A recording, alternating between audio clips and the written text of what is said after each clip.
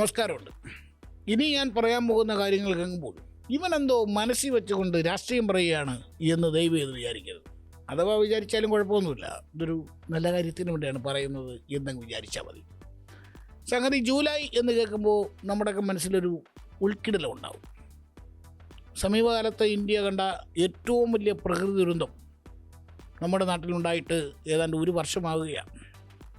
നമുക്കറിയാം, വയനാട് ഒരുപാട് പേരുടെ ജീവനും ജീവിതവും നഷ്ടപ്പെടുത്തിയ ഒരു മഹാദുരന്തം. ആ വയനാട് ഇപ്പോൾ തിരിച്ചുവരവിൻ്റെ പാതയിലാണ്. സർക്കാരും രാഷ്ട്രീയ പാർട്ടികളും മറ്റ് സന്നദ്ധ സംഘടനകളും എല്ലാവരും ചേർന്ന് വയനാടിനെ തിരിച്ചു കൊണ്ടുവരാനുള്ള വലിയ പ്രയത്നത്തിലാണ്. ടൗൺഷിപ്പിൻ്റെ പണി തുടങ്ങിക്കഴിഞ്ഞു. മാതൃകാ ടൗൺഷിപ്പാണ് അവിടെ ഉയരുന്നത്. സർക്കാരിന് പുറമേ നിരവധി രാഷ്ട്രീയ പ്രസ്ഥാനങ്ങൾ, സന്നദ്ധ സംഘടനകൾ എല്ലാവരും വയനാടിൻ്റെ തിരിച്ചുവരവിന് വേണ്ടി ആത്മാർത്ഥമായി ശ്രമിക്കുന്നുണ്ട്. മുസ്ലിം ലീഗിൻ്റെ വീടുകളുടെ പണി തുടങ്ങിക്കഴിഞ്ഞു എന്നാണ് മനസ്സിലാക്കുന്നത്. അതുപോലെ തന്നെ നിരവധി സംഘടനകൾ, രാഷ്ട്രീയ പാർട്ടികൾ, കൂട്ടത്തിൽ കേരളത്തിലെ പ്രധാനപ്പെട്ട യുവജന സംഘടനകളും വയനാടിൻ്റെ തിരിച്ചുവരവിനായി തങ്ങളുടേതായ രീതിയിൽ വലിയ സംഭാവന നൽകി കഴിഞ്ഞു. എടുത്തു പറയേണ്ടത് ഡിവൈഎഫ്ഐയുടെ കാര്യമാണ്. 100 വീടുകൾക്കുള്ള 20 കോടി രൂപ, 100 വീടുകൾ നിർമ്മിക്കാനുള്ള 20 കോടി രൂപയാണ് അവർ സമാഹരിച്ച് മുഖ്യമന്ത്രിക്ക് കൈമാറിയത്.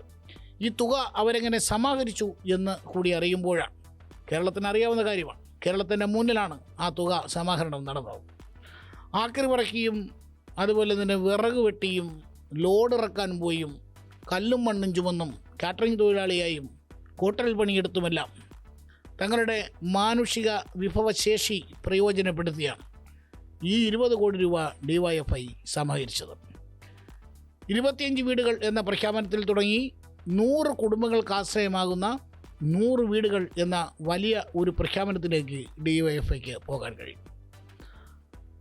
ഡിവൈഎഫ്ഐയുടെ വീടുകളുടെ പണിയും അവിടെ തുടങ്ങിയെന്നാണ് മനസ്സിലാക്കുന്നത്. മുഖ്യമന്ത്രിയുടെ ദുരിതാശ്വാസ നിധിയിലേക്ക് എത്തിയ ഏതാണ്ട് 750 കോടിയിലധികം രൂപ ഉപയോഗിച്ചുള്ള പ്രവർത്തനങ്ങളാണ് അവിടെ നടക്കുന്നത്. ഏതായാലും ഇപ്പോൾ ഇത് പറയാൻ കാരണം, വീണ്ടും പറയാൻ കാരണം, കഴിഞ്ഞ ദിവസം ആലപ്പുഴയിൽ സമാപിച്ച യൂത്ത് കോൺഗ്രസിൻ്റെ സംസ്ഥാന ക്യാമ്പിൽ ഉയർന്ന വിമർശനമാണ്. ഡിവൈഎഫ്ഐ പ്രഖ്യാപിച്ചതുപോലെ യൂത്ത് കോൺഗ്രസും വയനാട്ടിൽ ദുരന്തത്തിൽപ്പെട്ട ആളുകൾക്ക് വീട് വച്ച് നൽകും എന്ന് പ്രഖ്യാപിച്ചിരുന്നു.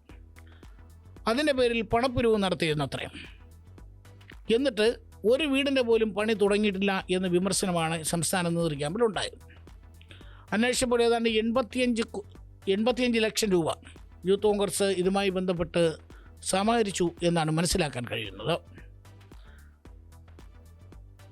എന്നിട്ട് എന്തുകൊണ്ട് വീടുകൾ ഉയർന്നില്ല എന്ന ചോദ്യത്തിന് കൃത്യമായ ഉത്തരം നേതൃ ക്യാമ്പിലുണ്ടായില്ല എന്നും മനസ്സിലാക്കാൻ കഴിയും. ഏതായാലും യൂത്ത് കോൺഗ്രസിൻ്റെ മുൻ സംസ്ഥാന അധ്യക്ഷൻ ഷാഫി പറമ്പിൽ മാധ്യമങ്ങളെ കണ്ടപ്പോൾ അദ്ദേഹം കാര്യം പറഞ്ഞു. ആ പൈസ അതുപോലെ അവിടെ കിടപ്പുണ്ട്. ആ പൈസ ആരും എങ്ങും കൊണ്ടുപോയിട്ടില്ല. പക്ഷേ സർക്കാരിനെ വിശ്വാസമില്ലാത്തതുകൊണ്ട് ഞങ്ങളത് സർക്കാരിനെ ഏൽപ്പിച്ചില്ല. പിന്നെ സ്ഥലം കിട്ടാനില്ല. സ്ഥലമെല്ലാം സർക്കാർ കൊണ്ടുപോയി. സർക്കാരിൻ്റെ നേതൃത്വത്തിലുള്ള പുനരുദ്ധാരണ പ്രവർത്തനങ്ങൾ നടക്കുകയാണ്. സർക്കാർ സ്ഥലം തന്നില്ല.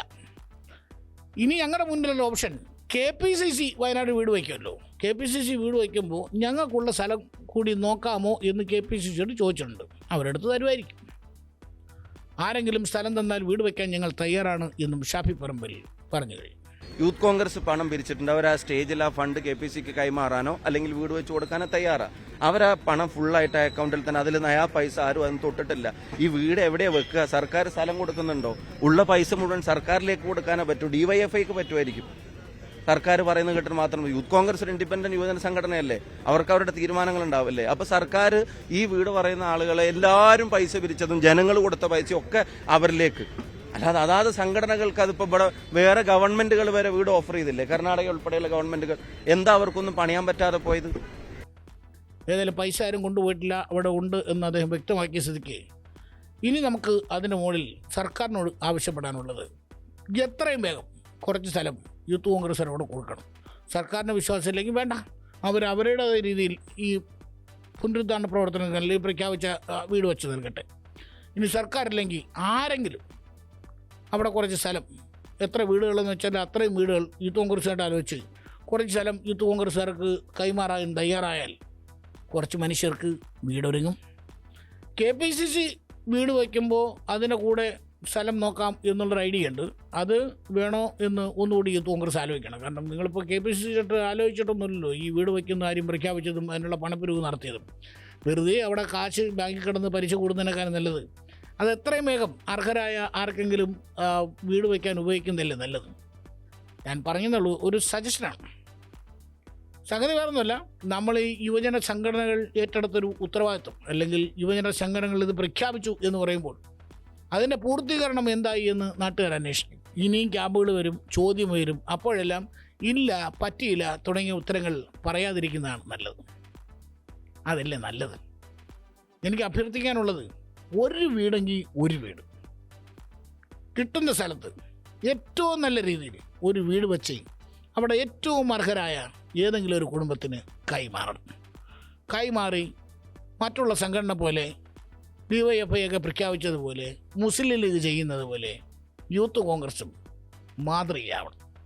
ഷാഫി പറമ്പിലും സംഘവും അല്ലെങ്കിൽ ഷാഫി പറമ്പിലെ കമ്മിറ്റി തുക സമാഹരിച്ചെങ്കിൽ ജാഹുൽ മാങ്കൂട്ടത്തിൻ്റെ കമ്മിറ്റിക്ക് പ്രഖ്യാപനം പൂർത്തീകരിക്കാൻ കഴിയണം.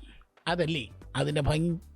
ചുമ്മാ ഓരോ ക്യാമ്പിലും ഈ പ്രവർത്തകരെ കൊണ്ട് പറയിച്ചും വെളിയിൽ വാർത്തയൊക്കെ വരുത്തിച്ചും മോശമാണ്.